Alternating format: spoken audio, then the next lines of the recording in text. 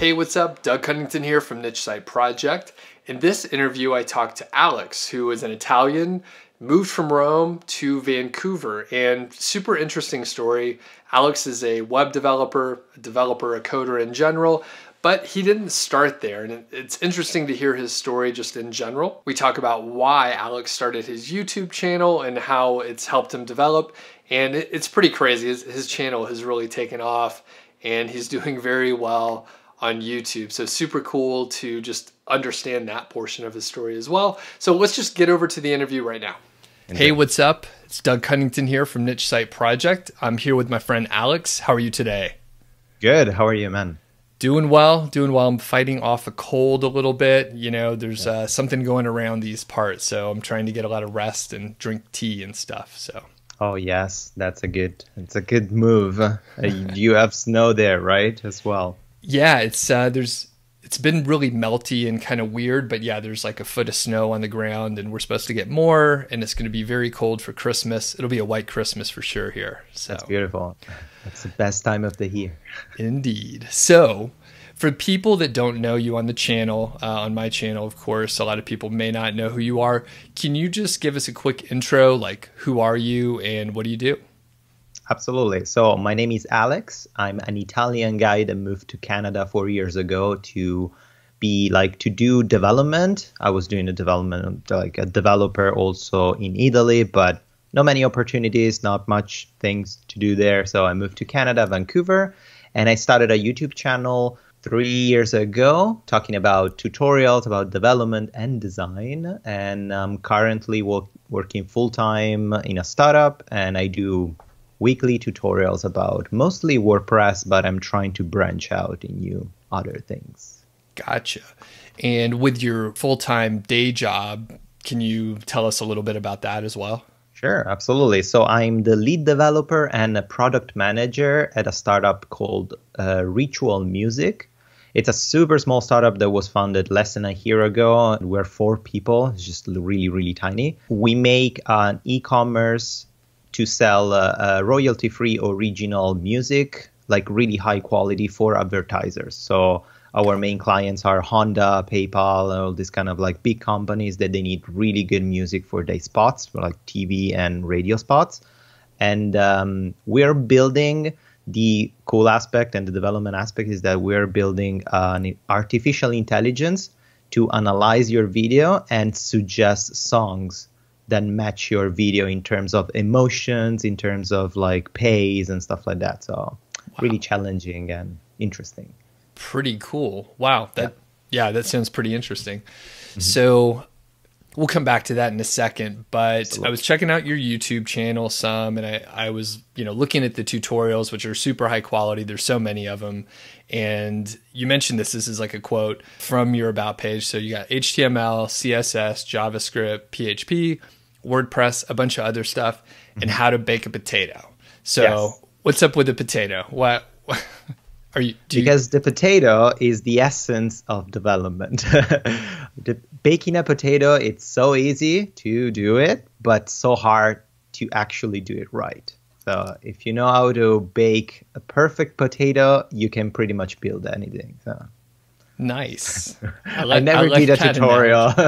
Did a tutorial on how to bake a potato. Actually, I should do it, but I thought maybe there was one in there. So that's cool. All right. I had to get context around that. Yeah, that's pretty interesting. So now in your channel, you cover a lot. And, again, in my research before we talked, I see that you have like an art background and actual design and stuff versus like you're really deep in IT, you're a developer. So like, how did that happen? I started when I was 16, I wanted to be an architect because my dad was an engineer. So I was really good at drawing. I wanted to do architecture. And while I was studying architecture, I needed to learn AutoCAD and ArchiCAD, like all the Autodesk and then 3D Studio Max, all those like design softwares.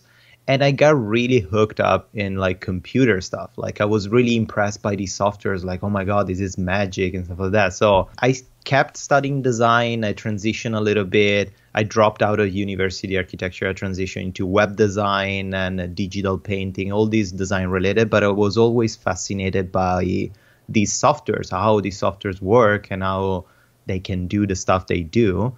And it was a sort of like a choice related to money, mostly, because in Italy, a designer, it's basically, well, you're going to struggle your own life. It's really hard to make a living off of as just a simple designer. We are not really at the same level of technology of the rest of the world. We're kind of like behind. It's a really old country, so we have like really old traditions, and it's hard to do stuff with new technologies. So I decided to study by myself programming, and after 2-3 years, I was like 20. I decided to go actually to university and study programming for 3 years. So I studied at the European Institute of Design and Virtual Technologies, and I got really, really hooked up on PHP. It was like addictive, and I never stopped since. So now every time since the first job, I had this huge skill of, I can pretty much cover the entire workflow from design to development to deployment.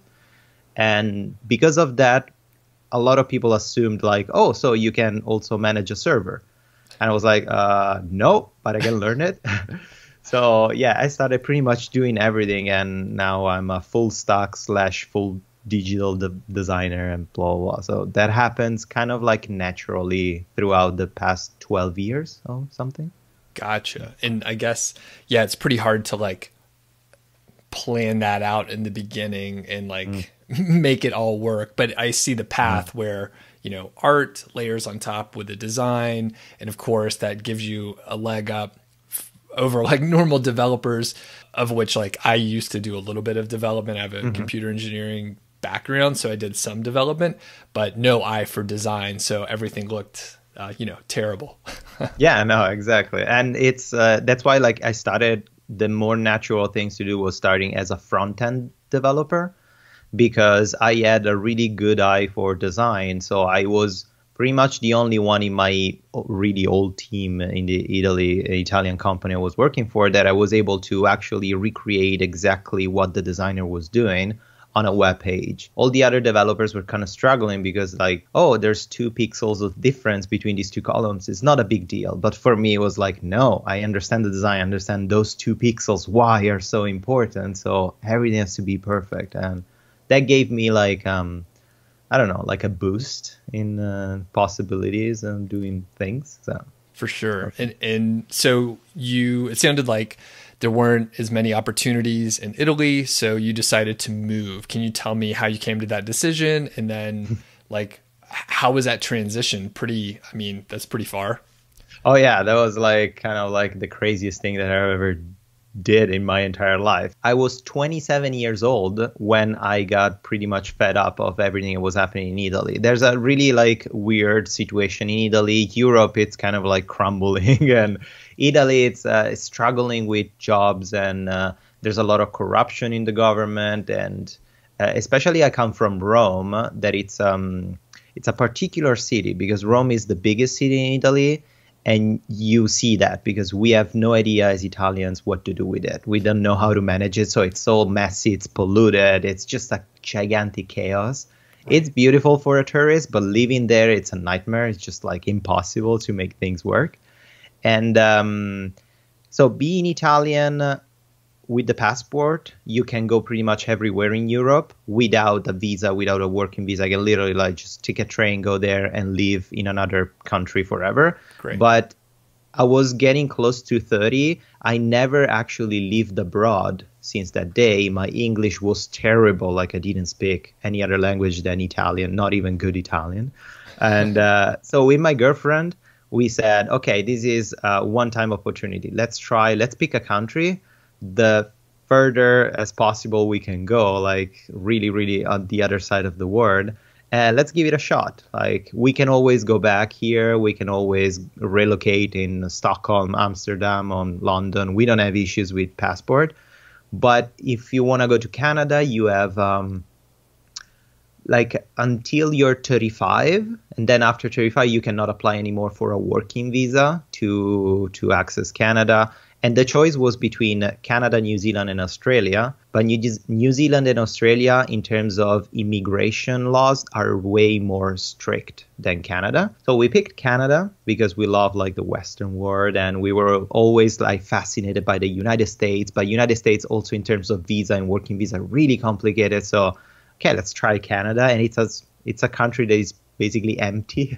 So there are a lot of job opportunities because there are not enough people. And that's it. We decided let's give it a shot. We picked Vancouver because it was the warmest city in Canada. Mostly about the weather. That's it. That's why. Very cool.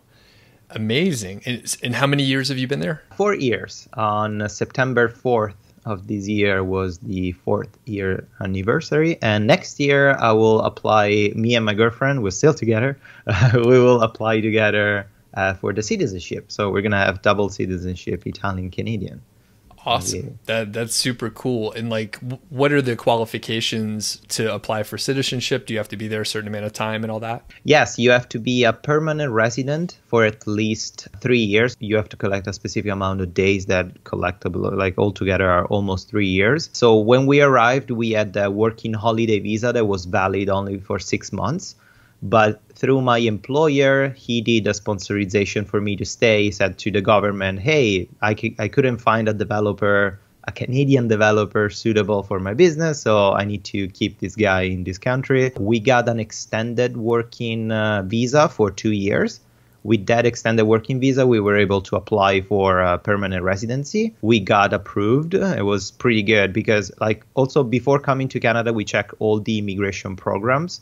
And as a developer, it's like a high level, like a high skilled job that it's lacking in Canada. So I had also a sort of like highway of entrance, like a red carpet, because like it's easier for required skilled. So yeah, we were able to apply for a permanent residency, and now it's been almost 3 years that we're collecting days. So next year in August should be actually 3 years. Wow. We can do an exam and hopefully pass it. Very cool. Yeah. And I guess the big thing is like they want to make sure you're not there mooching or whatever. So you have a job, you're good to go. You're exactly. upstanding like resident. So cool. Exactly. You pay taxes. Yeah. You pay taxes, you have a job, you're in, you get to stay. So yeah, in the US, I don't know what the deal is because it's like, why not have skilled people that want to be there and work? Actually, a friend of mine, he was running into issues. Just his company wouldn't sponsor him anymore. He's like an electrical engineer. He went to school here in Montana, and yeah, it's just I don't understand. So yeah, I don't know. Canada is like way more liberal in that terms. They accept pretty much everyone. It doesn't matter your background as far as you're like a serious worker. You pay your taxes and you do what you have to. You respect the law. You can stay and. Pretty much it's really easy to stay in that term. But yeah, in the US, like that was the United States was kind of like our first choice because it's the land of opportunity. So it was like, okay. And we really love New York, Los Angeles, all the cities on like the West and East Coast are great. But also there was the issue of the healthcare because when we arrived in Canada, we didn't have a job, like zero. We arrived without knowing anyone.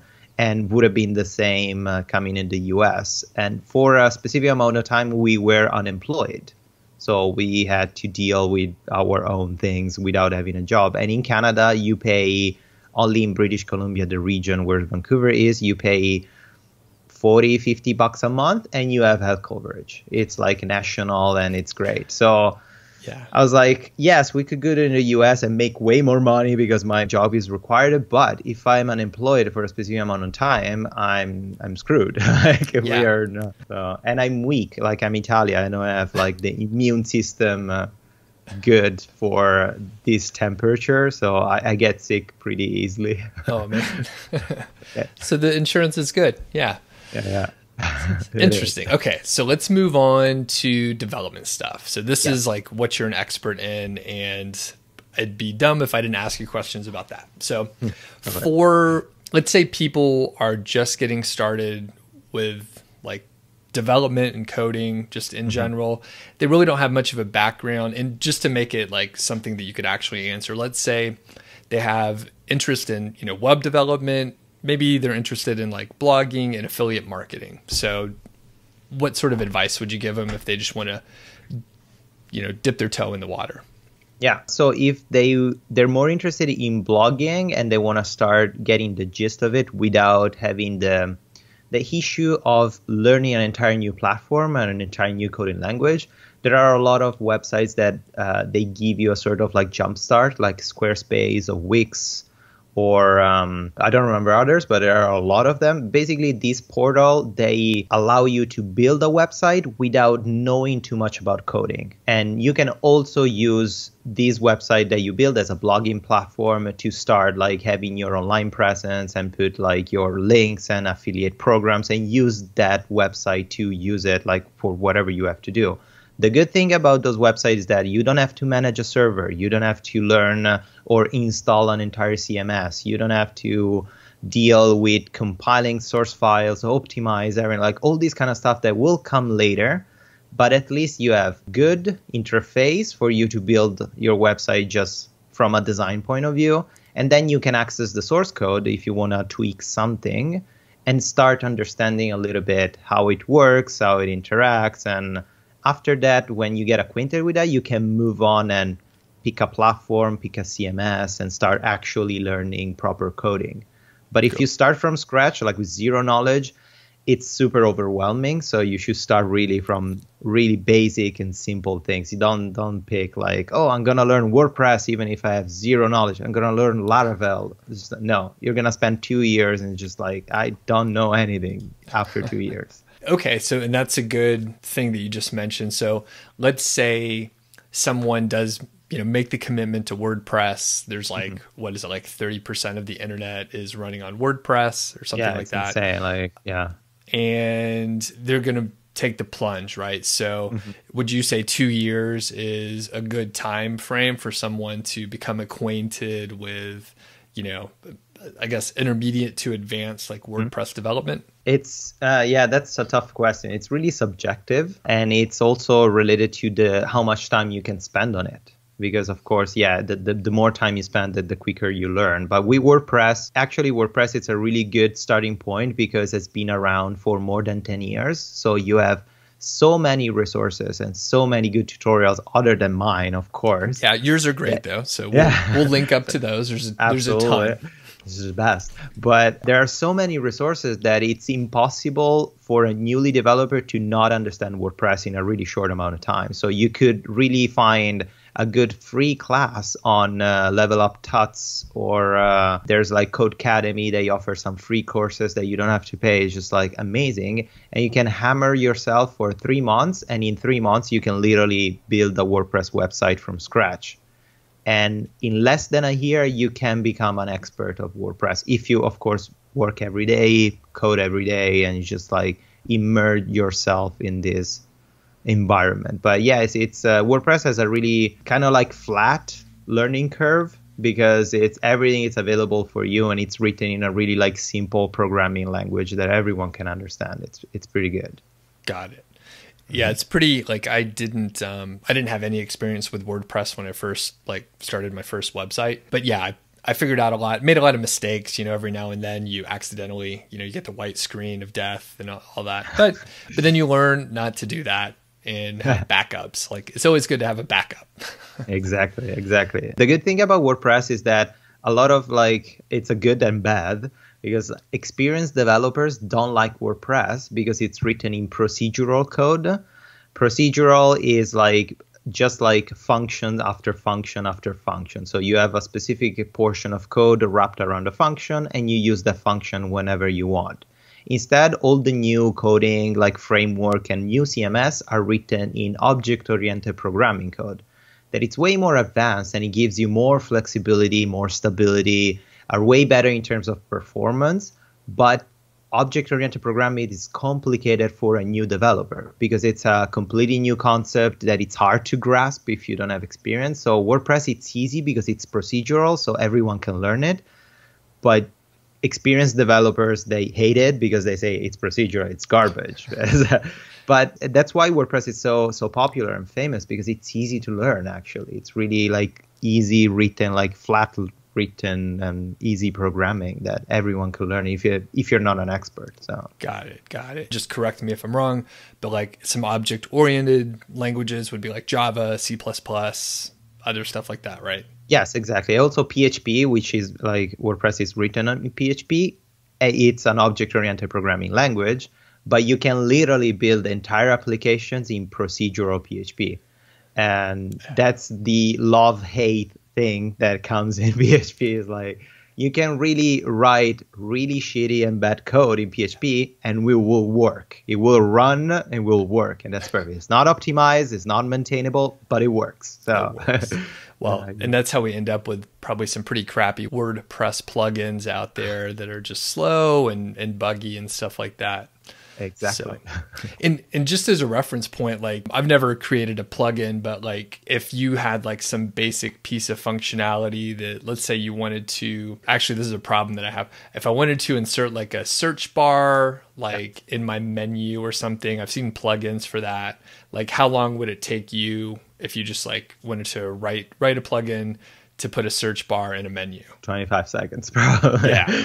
Not because I'm good and I'm a genius or something. Because WordPress has a built-in method to get the search bar, and you can write a plugin. There are like pre-built template that you can download, and you have all the like architecture of the plugin folder. And you just create one function to inject that built-in search bar of WordPress inside whatever menu you want to generate. I can do that super quickly because I've been working with WordPress for many years, so I know what functions are necessary to call all the stuff that already exists. One thing funny about WordPress, there are so many plugins that do so many things that are kind of useless because WordPress does those things already built in, but no one knows how to tap them or like how to call them properly to make it work. So it's easier to build a plugin and make something custom, while instead WordPress already has that thing. But right. And you know what? I was going to say, I was aware of that. So if you have some like functionality in a plugin,